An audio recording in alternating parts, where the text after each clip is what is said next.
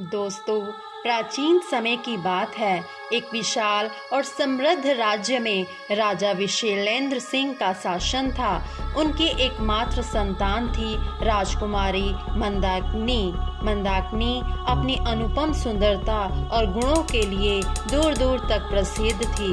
उसकी सुंदरता के चर्चे केवल अपने राज्य में ही नहीं बल्कि आसपास के राज्यों में भी फैल चुके थे। परंतु जैसे जैसे उसकी सुंदरता और ख्याति बढ़ती गई, उसके मन में अभिमान की गति भी बढ़ने लगी।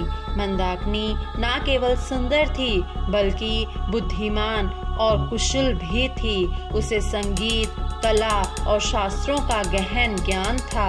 लोग उसकी प्रशंसा करते नहीं थकते थे, परंतु इतने गुणों के बावजूद एक बात ने उसे कमजोर बना दिया था। वह था उसका अहंकार। वह स्वयं को सबसे सर्वश्रेष्ठ समझने लगी थी और दूसरों को अपने से कमतर आंकने लगी थी। यही कारण था कि उसने कोई योग्य राजकुमारों के विवाह प्रस्ताव ठुकरा दिए। कोई भी उसे अपने योग्य नहीं लगता था। धीरे धीरे समय बीतता गया और राजा विशैलेंद्र सिंह को राजकुमारी के विवाह की चिंता सताने लगी। लोगों ने भी राजकुमारी के अहंकार की चर्चा शुरू कर दी थी। राज्य के दरबार में लोग फुसफुसाते हुए उसकी कठोरता और घमंड का उल्लेख करने लगे। राजा को चिंता थी कि कहीं राजकुमारी का घमंड उसके भविष्य को अंधकारम न बना दे। आखिरकार राजा ने अपने बेटी को एक सबक सिखाने का निश्चय किया। उन्होंने पड़ोसी राज्य के युवा राजा रंगमोहन से मिलकर एक योजना बनाई। राजा ने घोषणा कर दी कि राजकुमारी का विवाह उसके आगामी जन्मदिन की सुबह उस व्यक्ति से कर दिया जाएगा जो नगर के मुख्य द्वार से सबसे पहले प्रवेश करेगा, चाहे वह कोई भी हो। इस घोषणा ने पूरे राज्य में सनसनी मचा दी, लेकिन राजकुमारी के अभिमान में कोई कमी नहीं आई। राजकुमारी का जन्मदिन आया और नगर द्वार पर सबसे पहले पहुंचने वाला व्यक्ति कोई राजकुमार नहीं था बल्कि एक फटे पुराने कपड़े पहना हुआ एक युवा भिक्षुक था। हालांकि उसकी सूरत और उसके चेहरे की चमक किसी साधारण भिखारी जैसी नहीं थी। वह सजीव और आत्मविश्वास से भरा था। राजा विशैलेंद्र ने भिक्षुक को बुलवाया और उसी से मंदाकिनी का विवाह तय कर दिया। राजकुमारी ने इस फैसले का विरोध किया। वह अपने पिता के पैरों में गिर पड़ी, रोई, चिल्लाई, लेकिन राजा ने उसकी एक ना सुनी। उनके लिए यह जरूरी था कि उनकी बेटी को उसके अहंकार का सामना करना पड़े। विवाह संपन्न हुआ और भिक्षुक ने मंदाकिनी को अपने साथ ले जाने का आदेश दिया। मंदाकिनी को अपने सारे राजसी ठाट बाट छोड़ने पड़े। वह रोते बिखलाते हुए अपने नए जीवन के लिए निकल पड़ी। भिक्षुक ने उसे जंगल की ओर ले जाकर एक छोटी सी झोपड़ी में ठहराया। उसने मंदाकिनी से कहा, अब यही तुम्हारा घर है, यही तुम्हारी दुनिया है। हमें यही रहकर अपनी जिंदगी बितानी होगी। अब तुम्हें लकड़ियां बीननी होंगी, जंगल से कंदमूल इकट्ठा करना होगा और उसे पकाकर ही खाना होगा। मंदाकिनी जो कभी सोने के महलों में रहती थी, उसे अब फूस की झोपड़ी में रहना पड़ा। उसके लिए यह जीवन किसी बुरे सपने से कम नहीं था, परंतु भिक्षुक जो उसका पति था हमेशा उससे प्रेमपूर्ण व्यवहार करता और उसे सांत्वना देने की कोशिश करता। धीरे धीरे दिन बीतते गए और मंदाकिनी धीरे धीरे उस कठिन जीवन को स्वीकार करने लगी। एक दिन भिक्षुक ने मंदाकिनी से कहा, अब हमें अपने जीवन का निर्वाह करने के लिए कुछ और करना होगा। तुम मिट्टी के बर्तन लेकर बाजार जाओगी और उन्हें बेचोगी। राजकुमारी मंदाकिनी के लिए यह कार्य बहुत कठिन था। उसने कभी बाजार का रुख नहीं किया था और न ही कभी किसी से इस तरह व्यवहार किया था। फिर भी वह मजबूरी में बर्तन लेकर बाजार चली गई। बाजार में वह घबराई हुई थी।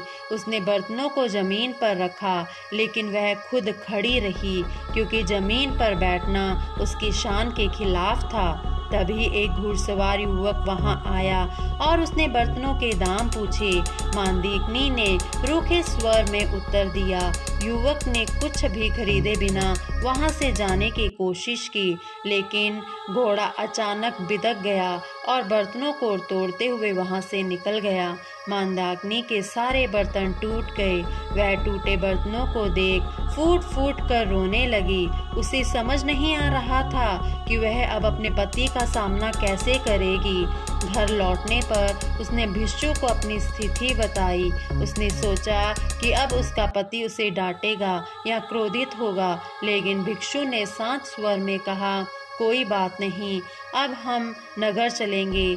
मैंने सुना है कि राजा रंगमोहन बहुत दयालु हैं, वह सब पे बहुत कृपा करते हैं। मैं कुछ कोशिश करके तुम्हें वहाँ पर कोई काम दिलवाना की कोशिश करूँगा। शायद तुम्हें उनकी रसोई में काम मिल जाए। हम कुछ धन एकत्र कर लेंगे और फिर हम बेहतर जीवन जी पाएंगे। राजा रंगमोहन का नाम सुनकर मंदाकिनी के मन में पछतावा जाग उठा। एक समय था जब राजा रंगमोहन ने स्वयं उससे विवाह का प्रस्ताव रखा था और उसने उसे ठुकरा दिया था, पर अब वही राजा उसकी मदद का सहारा बनने जा रहा था। मंदाकिनी राजा के महल में नौकरी करने के लिए चली गई। वहाँ काम करते करते अब उसके स्वभाव में बहुत बदलाव आ गया। वहीं उसने मेहनत कर और अपने विनम्रता से सभी का दिल जीत लिया। अब उसका स्वभाव पूरी तरह बदल चुका था। उसका अभिमान समाप्त हो गया था और वह परिश्रमी और नर्म सेविका बन गई थी। कुछ समय बाद राजा रंगमोहन का जन्मदिन आया। इस अवसर पर सभी सेवकों को इनाम देने के लिए बुलाया गया। मंदाकिनी को भी दरबार में बुलाया गया।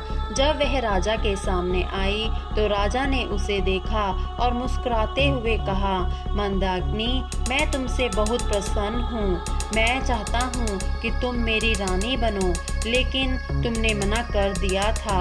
मंदाकिनी, जो अब पूरी तरह बदल चुकी थी, हाथ में जोड़कर उत्तर दिए, महाराज, अब मैं पराई स्त्री हूँ। मेरे पति भले ही भिक्षुक हों, लेकिन वही मेरे लिए सर्वस्व हैं। मैं उसे छोड़कर किसी और की सेवा नहीं कर सकती।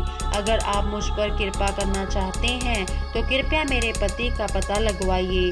राजा ने मंदाकिनी की बात सुनी और फिर धीरे से कहा, मंदाकिनी, ध्यान से देखो, मैं वही भिक्षुक हूँ जिससे तुम्हारा विवाह हुआ था। तुम्हें तुम्हारे घमंड से मुक्त कराने के लिए मैंने और तुम्हारे पिता ने यह योजना बनाई थी। मंदाकिनी स्तंभ रह गई। उसे अपने घमंड और अभिमान पर पछतावा हुआ।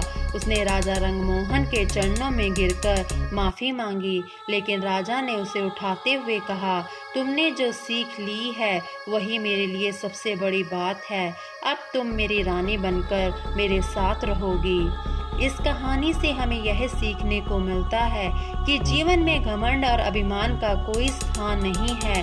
कठिन परिस्थितियाँ हमें यही सिखाती हैं कि सच्ची विनम्रता, प्रेम और समर्पण ही जीवन को सही दिशा देते हैं। अहंकार चाहे कितना भी बड़ा क्यों ना हो, एक दिन टूट ही जाता है, लेकिन सच्चा प्रेम और त्याग ही जीवन की वास्तविक खुशी और संतोष का आधार है। दोस्तों, आशा करते हैं आप सभी को यह वीडियो पसंद आई होगी। कृपया करके वीडियो को लाइक करें और चैनल को सब्सक्राइब करना ना भूलें और वीडियो को अपने दोस्तों के साथ शेयर ज़रूर करें। धन्यवाद। मिलते हैं अगली वीडियो में।